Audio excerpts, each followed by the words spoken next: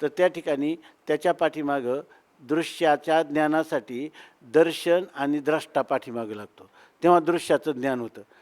कारण द्रष्टा दर्शनाच्या द्वारा दृश्य पदार्थापर्यंत जातो आणि त्यावेळेला त्या दृश्याच्या आकाराचा होतो आणि मग त्या दृश्याकार झालेल्या वृत्तीमध्ये ती जी वृत्ती आहे, दृश्याकार झालेली वृत्ती त्या पदार्थाच्या अज्ञानाच्या आवरणाचा भंग करते आणि त्या वृत्तीमध्ये फलित झालेलं विशेष चैतन्य अर्थात चिदाभास त्या पदार्थाचं ज्ञान करून देतो. हे व्यावहारिक पदार्थाच्या ज्ञानाची रीती आहे. आत्मस्वरूपाच्या ज्ञानाची रीती याच्यापेक्षा वेगळी आहे. त्या ठिकाणी काय आहे की तत्वमसी हा गुरूंनी केलेला जो उपदेश आहे त्यामुळं अहम ब्रह्मास्मी इत्याकारक वृत्ती जी निर्माण होते त्या वृत्तीमध्ये प्रतिफलित झालेलं विशेष चैतन्य ते त्या अज्ञानाचा नाश करतं आणि अज्ञान कार्याचा बाध करून अवशिष्ट राहिलेलं जे अधिष्ठान चैतन्य आहे त्याच्या प्रकाशनासाठी हा चिदाभास हा अकिंचितकर असतो. त्याची गरज नाही. सूर्याला प्रकाशित करण्यासाठी जसं दिव्याची गरज नाही तसं इथं चिदाभासाची त्या चित्स्वरूप आत्म्याच्या प्रकाशनासाठी गरज लागत नाही. तिथं फक्त वृत्तीव्याप्ती आहे आणि फलव्याप्ती नाही असं आपण म्हणतो, आहे की नाही. ही झाली प्रक्रिया. परंतु मूलभूत वेदांताच्या सिद्धांताच्या दृष्टीनं पाहिलं तर त्या ठिकाणी जेव्हा हा बोध तुम्हाला यथार्थ होतो म्हणजे अज्ञान आवरणाचा भंग होतो तेव्हा तुम्हाला त्याच्याबद्दल कोणता संशय किंवा विपरीत भावना होत नसेल, अर्थात निसंशय तुम्हाला ज्ञान झाले असेल, अर्थात काय की भिद्यते हृदयग्रंथी छिद्यन्ते सर्व संशया क्षीयन्ते चास्य कर्माणी तस्मिन् दृष्टे परावरे. अशा प्रकारचं जर तुम्हाला यथार्थ बोध झाला असेल तर तुम्हाला तुमच्या आत्मस्वरूपाच्या ठिकाणी वृत्ती व्याप्ती फलव्याप्ती स्वस्वरूपे विकल्पो नास्ती अशाच प्रकारचे हे ज्ञान आहे ना. मग त्यांनी ही दृष्टी गुरूंनी आपल्याला दिलेली आहे आणि ती दृष्टी घेऊन आणि आपल्याला जी दृष्टी दिली होती ना ती पण माघारी घेतली. म्हणजे काय आहे, आता काल परवा आपण चिंतन केलं, पुन्हा थोडक्यात सांगतो म्हणजे हा विषय आपल्याला चांगल्या प्रकाराने जर काही शंका राहिली तर विचार. दृष्टी दर्शन आणि द्रष्टा, द्रष्टा दर्शन आणि दृष्टी, बरोबर आहे ना. तर या ठिकाणी आपल्याला जेव्हा दृश्याचं ज्ञान होतं, बरोबर ना, तर त्यावेळेला मागं आश्रय काय असतो, ज्ञानाचा आश्रय कोण असतो, ज्ञानाचा आश्रय द्रष्टा असतो आणि त्याचा विषय कोण असतो, दृश्य त्याचं काय असतं, विषय असतो. म्हणजे दृश्यासाठी काय आहे, पुढं जो पदार्थ आहे तो काय आहे, विषय आहे, बरोबर ना. आणि म्हणजे तो काय आहे, विषय आहे आणि आश्रय कोण आहे, द्रष्टा. आणि त्या दोघांची भेट घालून देणारं कोण आहे, दर्शन. थोडक्यात काय आहे, वेदांताच्या दृष्टीनं जेव्हा त्या एकाच असंग निर्विकार व्यापक चैतन्याला जेव्हा अंतःकरण उपाधी लागतो तेव्हा त्याला द्रष्टा असं नाव येतं. जेव्हा त्या अंतःकरणाची परिणाम रूप असणारी अंतःकरण वृत्ती ही उपाधी लागते तेव्हा त्याला दर्शन असं नाव येतं, बरोबर ना. आणि ज्या वेळेला तो विषय उपाधी लागतो तेव्हा त्याला नाव काय येतं, त्याला दृश्य असं नाव येतं, बरोबर ना.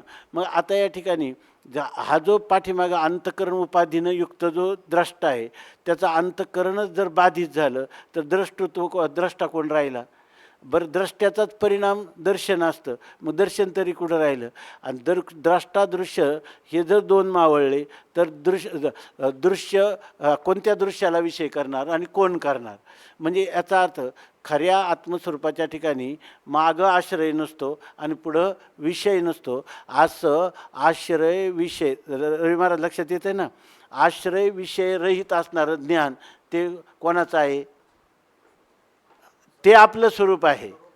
त्या आपल्या स्वरूपाचं ज्ञान आहे का ते ज्ञान जे राहतं तेच आपलं स्वरूप आहे, स्वरूपाचं ज्ञान आहे का स्वरूप ज्ञान स्वरूप आहे का स्वरूप ज्ञान आहे, ज्ञान आहे. तो हे सगळं व्हायचं झालं तर खरं म्हणजे आहे किती सोपं आहे की नाही. थोडे आहे चित्तसाह्य झाली या, पण शेवटी आपल्याला हे शांतीपाठ वगैरे पाहून इथंच यावं लागतं का तुका म्हणे कृपा करील नारायण तरीच हे ज्ञान ब्रह्म होय. ह्याच ज्ञान हेच ब्रह्म आहे, ब्रह्माचं ज्ञान होत नसतं. आत्मा हाच ज्ञान स्वरूप आहे, आत्म्याचं ज्ञान होत नसतं. आणि जो ज्ञानाचा विषय झालेला तो तत्वतः आत्मा नसतोच मुळी. हा ऐके नाही. हा दुसरंच काहीतरी असतं.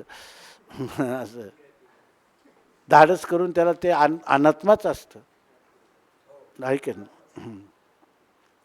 म्हणून सांगतात दृष्टी घेऊन दाखविले.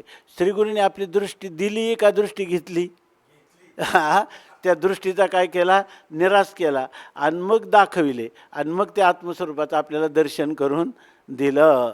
की याच्या ते मला आता कुठं वाचलं कोणत्या तरी ग्रंथात आहे, यत साक्षात अपरोक्षात ब्रह्म असं जे म्हणतात ना, ह्या सगळे खरे ह्या शब्दाची आपल्याला शक्तीच कळत नाही. त्यामुळं आपल्या अंतःकरणात बऱ्याच वेळा कितीतरी वेळा असा भ्रम होतो, पण आपल्याला अनुभव नाही. आपणच म्हणत असतो की या ठिकाणी काय विद्यते नानुभव्यता ज्ञातृज्ञान स्वयमेवानुभूतित्वात विद्यते नानुभव्यता. स्वतः जर अनुभव स्वरूप असेल तर त्याचा बाद कसा त्याचा अनुभव येईलच कसा? असं दृढ ज्ञान पाहिजे ना. पण हे म्हणणारा सुद्धा म्हणतो की अजून आम्ही म्हणतो पण आम्हाला अजून ज्ञान नाही, अनुभव नाही, आम्हाला याचा अनुभव नाही असं म्हणतो. वास्तविक त्याला अनुभव तर मिळतच नसेल तर ज्ञातृज्ञानांतराभावात तिथं जर ज्ञाता आणि ज्ञानाचाच जर अभाव असेल, बरोबर ना, तर मग आज्ञेय तर तो आज्ञेय राहील. आज्ञेय राहील म्हणजे शून्यरूप राहील का? न तो असत्तया. त्या ठिकाणी तो असद्रूप आहे का शून्यरूप नाही. मग आत्मस्वरूपाच्या ठिकाणी द्वैत आहे का आत्मस्वरूप शून्य आहे? दोन्ही पण नाही. त्याचं शून्यवादाची सिद्धी होत नाही आणि द्वैताचीही सिद्धी होत नाही असं आहे. आता ही जी गोष्ट आहे ही गोष्ट जर आपल्याला बरं एकदाच आयुष्यात कळायची का पुन्हा पुन्हा कळून घ्यायची ती एकदाच, पण तो क्षण माणसाच्या जीवनात यायला किती जन्म लागतील याचं सांगता येत नाही. आणि झालं तर एका एका क्षणात पण होऊ शकतं आणि त्याच्यासाठी देवाची प्रार्थना आहे. तरीच हे ज्ञान. हां सांगा ना, फक्त माईक घेऊन सांगा.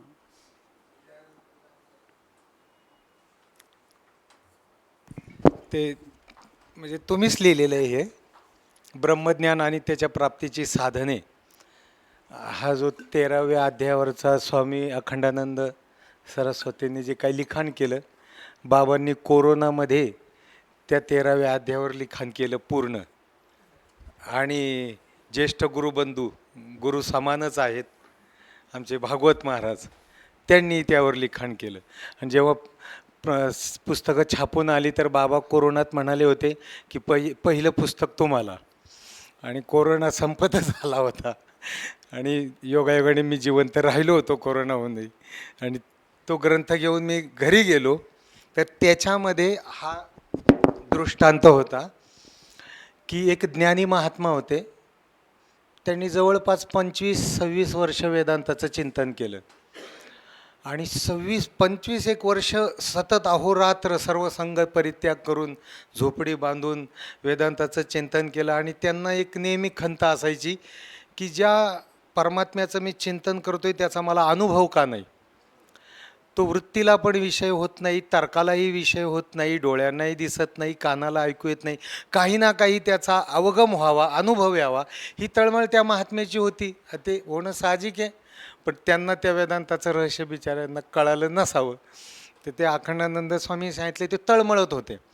आणि आयुष्याचा बराचसा कालावधी गेला ना गृहस्थ आश्रमानंतर.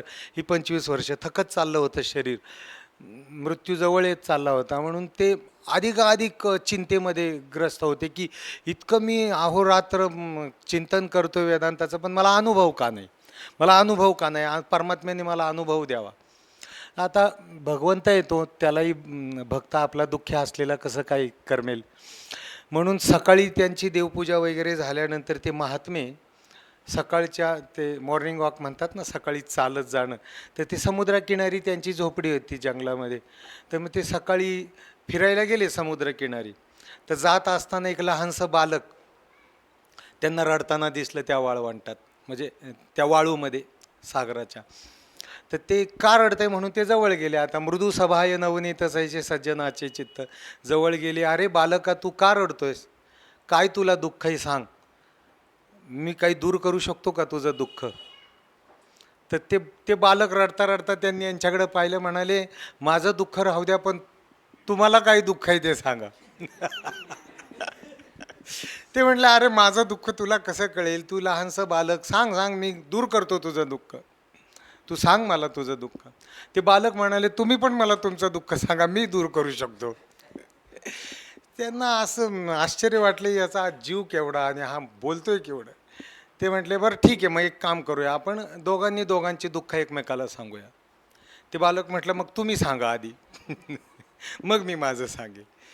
तर मग ह्या महात्म्याने सांगितलं, बघ म्हटलं, कळालं तर मी सांगतो माझं दुःख, पण तुला कळालं तर बघ. म्हटले, मी गेले 25 वर्ष वेदांताचा अभ्यास करतोय आणि मला त्या परमतत्वाचा काय अनुभवच येत नाही आहे. ना ते वृत्तीचा विषय, ना तर्काचा विषय, ना नेत्राचा विषय, ना श्रवणाचा विषय. तो विषयच होत नाही आहे मला, त्याचा काही अनुभवच मला येत नाही आहे. तर कशाने त्याचा अनुभव मला येईल? हे माझं दुःख आहे रात्रंदिवस मला झालेलं. आता तुझं दुःख सांग. मग ते बालक, त्या बालकाने काय खिशातून एक पेला काढला. म्हटलं, माझं हे दुःख आहे, मला हा अख्खा सागर या पेल्यात बसवायचा आहे, पण बसतच नाही आहे. तर हा अख्खा सागर मला या पेल्यात बसवायचा आहे, पण बसतच नाही. मग ते महात्मा हसले एकदम. अरे वेडच का म्हणाले तू, हा एवढा मोठा सागर म्हटले एवढ्याशा पेल्यामध्ये कसा काय येईल? मग म्हटले, महात्मा, जर हा सागर एवढीशा पेल्यात येत नाही, तर अनंत अपार असणारं तत्व तुमच्या बुद्धीच्या पेल्यात कसं काय येईल? त्याचा कसा काय अनुभव येणार? त्या बुद्धीचा बाध करा, मग अनुभव रूपताच प्राप्त होईल म्हणाले. तत्वाचा अनुभव नसतो येत, अनुभव रूपता प्राप्त होत असते. पुंडलिक वरदा हरिविठ्ठल श्री ज्ञानदेव तुकाराम ज्ञानेश्वर महाराज की जय. जनार्दन एकनाथ महाराज की जय. तुम्ही म्हणा रात्रीचा अभंग, मग काय विरहिणी घेतली होती ना तुम्ही रात्री.